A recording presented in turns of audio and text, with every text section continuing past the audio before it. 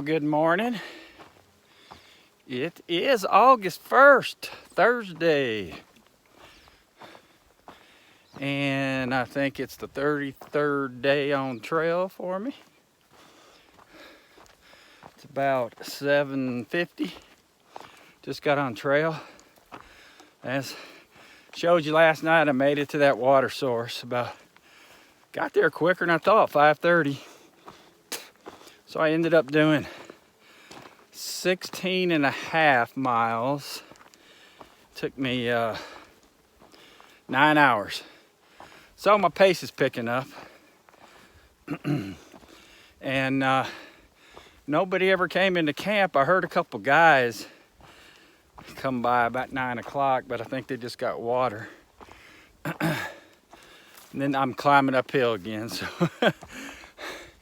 and this morning about 7, as I was packing up and drying my tent, a young girl came walking in her jammies. She had camped right above me, right off the trail, and was coming down to get water. She must have got water last night, but her trail name was Bookworm, and she's from Belgium. So I asked her, oh Lord, I'm going uphill. And said, how come there's, so many Europeans on this trail versus the Appalachian? She said the PCT is very famous over in Europe. So she was coming to, she's just doing half the trail this year, and then coming back next year and doing the other half. She's in college, so she only has 3 months. And also last night, when I was eating dinner, another girl rolled in and to get water, but she pushed on. Her name was Roadrunner, and she was doing she did half of the trail last year and was finishing it up this year, and she was in medical school. So she took the summers off to do the trail. Oh Lord, I'm out of breath. It's tough climbing first thing in the morning when you start. But anyway, Roadrunner told me later today, and then the next 2 days, before I get to White's Pass, I'm gonna have some spectacular views finally. She said the trail changes and you get out of the woods and start having some great views. So I'm looking forward to that. All right, I gotta put the camera up. I'm dying. But back in the woods, man.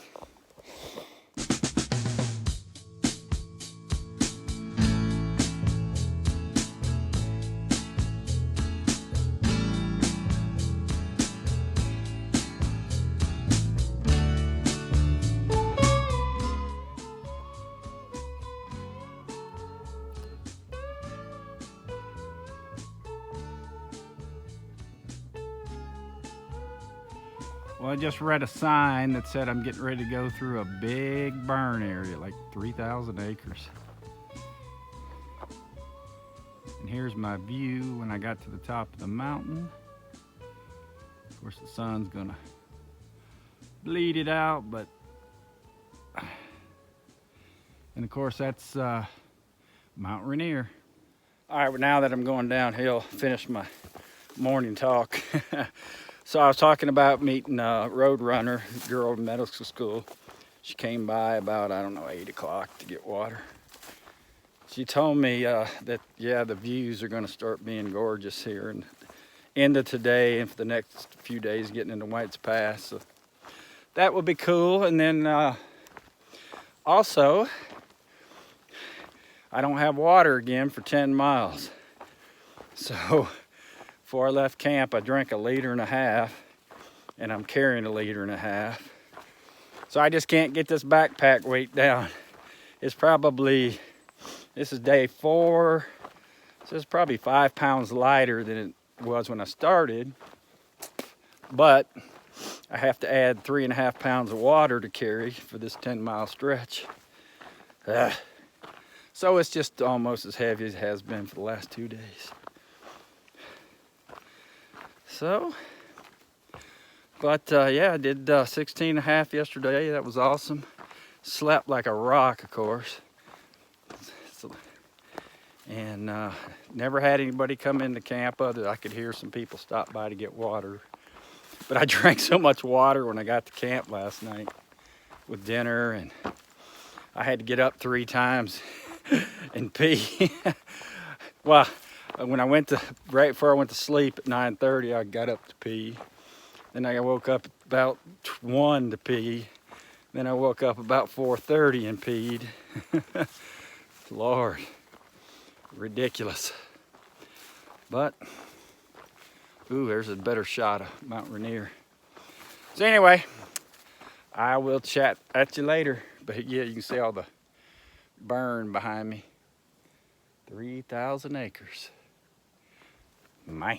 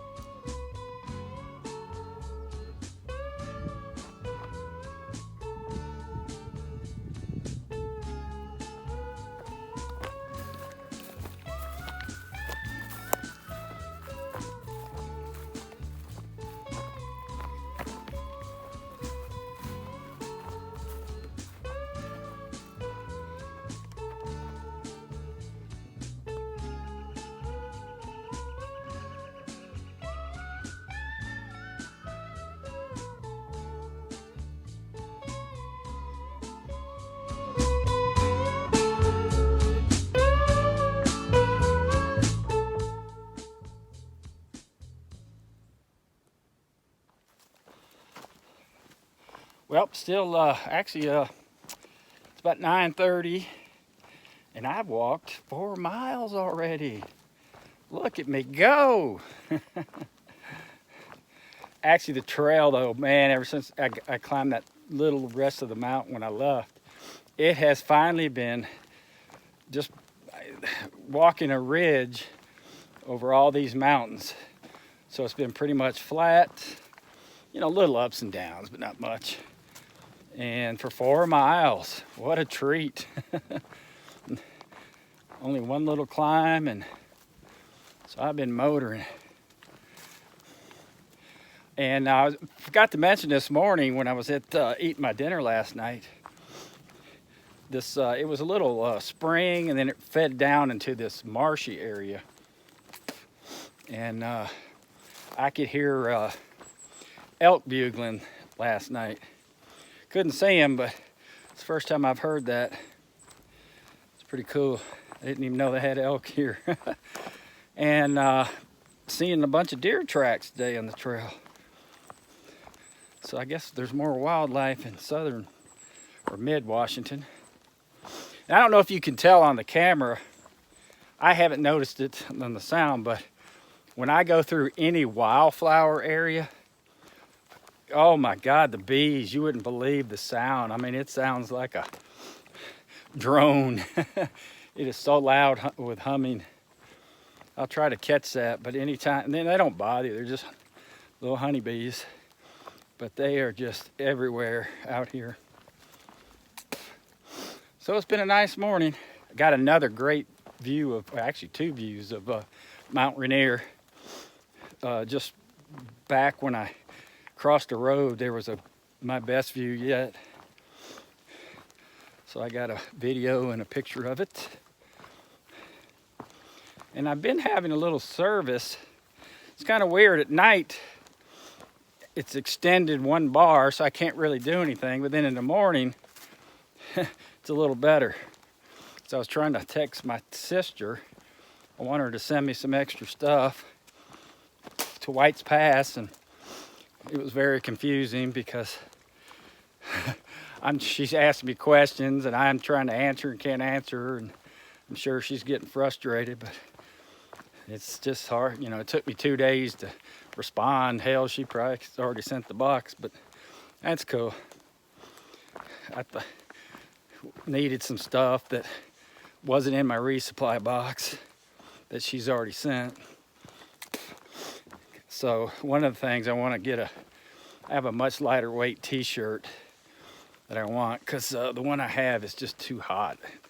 I mentioned I'm still wearing this long sleeve because it's actually cooler than my t-shirt. And in the mornings and evenings is fine. I'm not getting rid of this thing. But during the midday, I need a really thin t-shirt because it is hot from about 11 to 3, especially if you're in the sun, which I'm not right now. So anyway, just a little update. Putting some miles in. Peace out.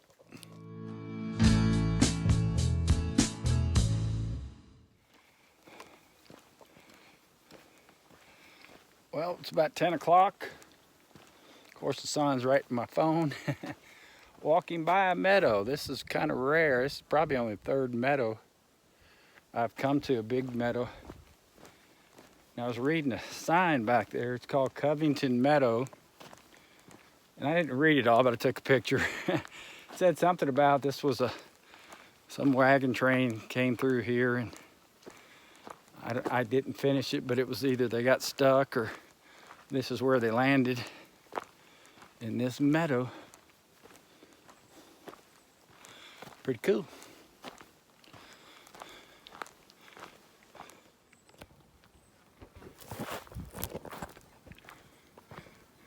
Coming up is the Mike Urick cabin. Hey, that looks like a good thing to do right there. I forgot this thing was here.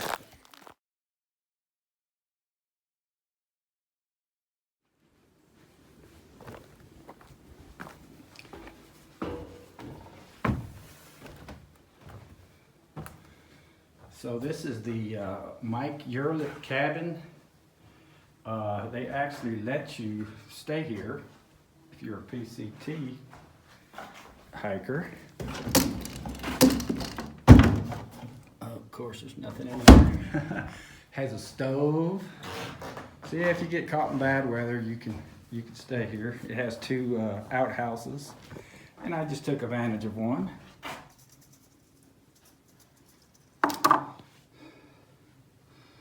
And not much in here. Backgammon.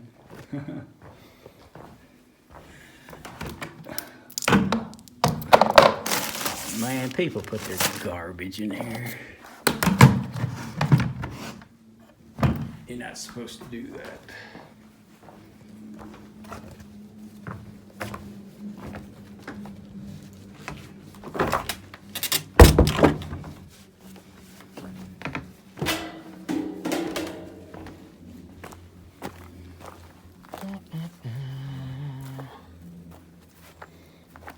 So yeah, pretty cool place. I keep wood. I think this is a ski snowmobile club now uses this, so they have a place to stay.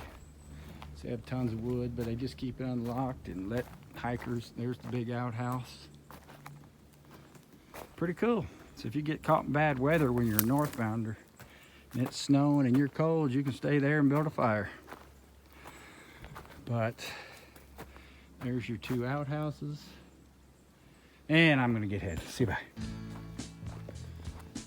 Well, since I left the cabin, the trail has been gorgeous, flat as a pancake. Walking through this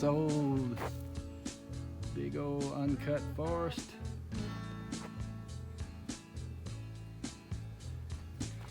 Yeah, things are looking up after 20 mountain climbs in 3 days. And then my legs are feeling it too, let me tell you. Knees, ankles, feet. That time they gave us a break. Yeah, I should talk though here, and I'm sure eventually I'll be climbing the mountains pretty quick.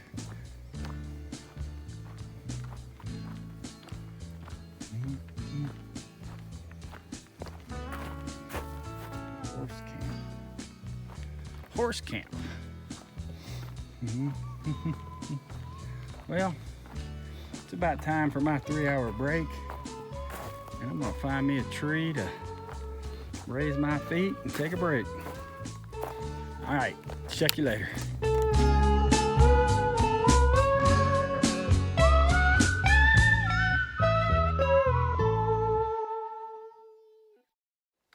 I'm still walking this trail from the cabin. Man, it's a nice trail. They really maintain this trail. It is easy on the feet, smooth, no rocks, no roots, and a lot of horse poop though. Obviously that's probably why they keep it so maintained, this big horse section. So I just passed a couple cross paths. They were heading north, a couple older gentlemen. The second one goes, "Hey, do you mind doing me a favor?" I said, "Sure." He reaches in his pocket and hands me a note and says, "I need you, there's a girl behind us, and I want you to give this to her. Her name's Bookworm." And I handed the note back to him. I said, "She's in front of you, dude. I met her this morning at 7:30. He said, "What?" I said, "Yeah, she was camped actually like 20 yards from me. I didn't even know it. She was up off the trail. I met her she came down to get water this morning." He said, "Well, she must have passed us last night at camp and kept on going." So I thought that was funny. I said, "Well, she's probably now 15 miles ahead of you." There's been a lot of section hikers again on this portion. People hiking from White's Pass to Snoqualmie. It's kind of nice, I guess, if you live in Washington, you can just do these big long sections. Good training for the PCT. Because they're anywhere from 140 to a couple of them are 100 miles apart, and then there's a couple 70-mile ones from pass to pass. But then I've actually met several northbounders that have flipped up to Oregon, and now they're in Washington. And I did get passed this morning by 3 girls, young girls, that are doing it Sobo. When I got to that cabin, they were there taking a break, and they took off before me. So that's about it. Looks like this water source is about another 4 miles. And then I think there's a campsite. There's only one without water, so I'm gonna have to haul water 5 miles again. So it's gonna make it a 15-16 mile day. But the trail's been pretty good, but I'm tired from yesterday. I can tell my legs are not working like they did yesterday. Pretty sore. And so if I have to carry all that water here in about 4 or 5 miles. If I find something remotely flat before that other campsite, I might take it. Because I've done a 16, a 10, 17, and I'm going to at least do a minimum of 13, 14, maybe 15 a day. So that's the plan. Heading downhill. That just means I'm going to be climbing a mountain here shortly. 2:30, and I'm still walking through this burn area. Good God. It's been 2.5 hours of it. And we changed mountains, so it's on the other side. And I can see it's over on this mountain on the other side too. It's a lot of wood. So, got my water. Good Lord, 7.5 pounds of water added to my backpack. At the end of the day, really sucks.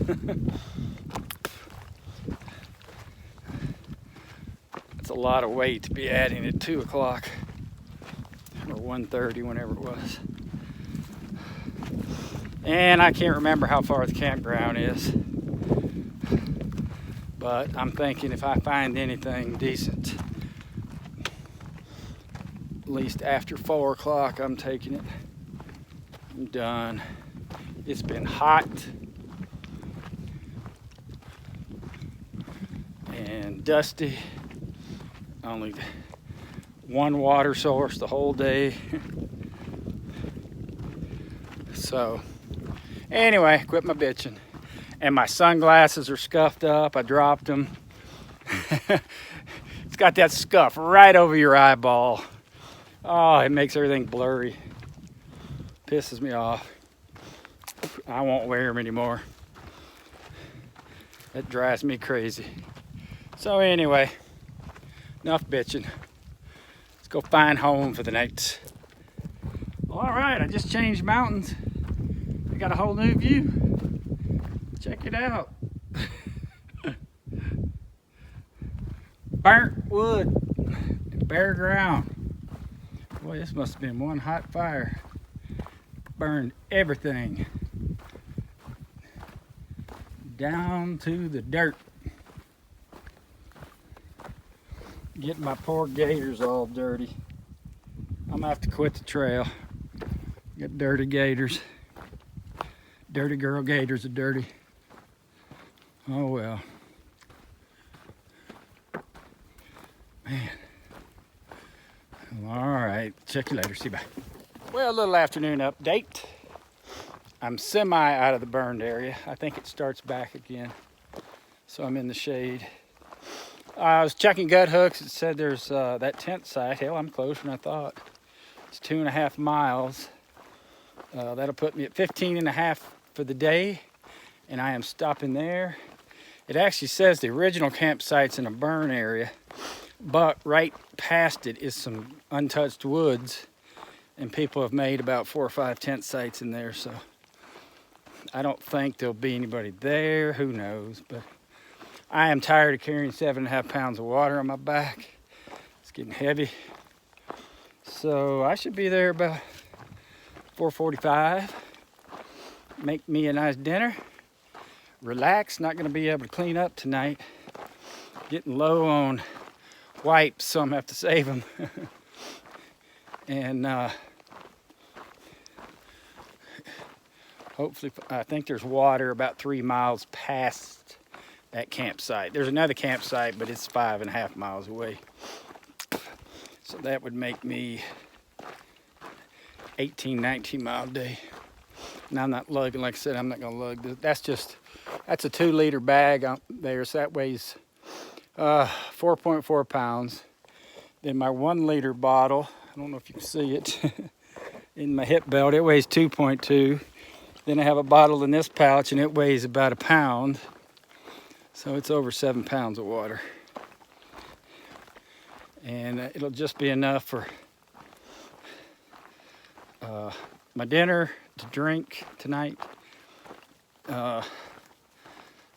eat my oatmeal in the morning, and fill my 1-liter bottle. Usually I have enough to almost fill my 1-liter bottle. So I can start with some water in the morning. So and brush your teeth and semi-clean up a little bit. So that's the plan. It's been a hot day. I had to put the t-shirt on. And I rolled down my, I don't know if you can see it, I rolled down my compression sleeves. Look at the tan line difference. I've been wearing those sleek compression sleeves every day. So my knees are black, my calves are white. I got like a 4-inch tan line. Top of my calves to the top of my knee. Yeah, man, looking sexy. Whew. So anyway, that's the plan. I'll show you the site when I get there.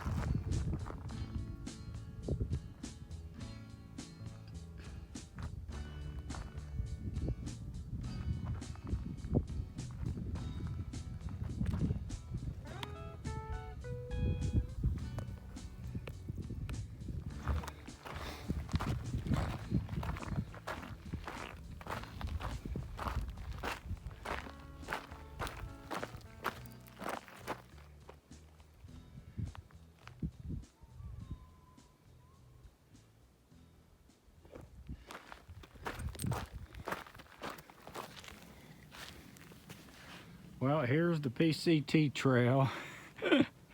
There's my tent. I'm done. There wasn't much for camping tonight. Getting ready to eat my dinner. It's cold, or soaking in that hot warmer bag. Now, I hadn't even checked up there. I think there's some views, but I'll go up there and look after I eat.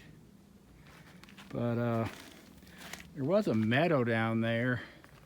But there was bear crap everywhere, which I'm only like 50 yards from it, like it's gonna matter. But I'm tired and I'm camping here. The next campground was 4 miles away.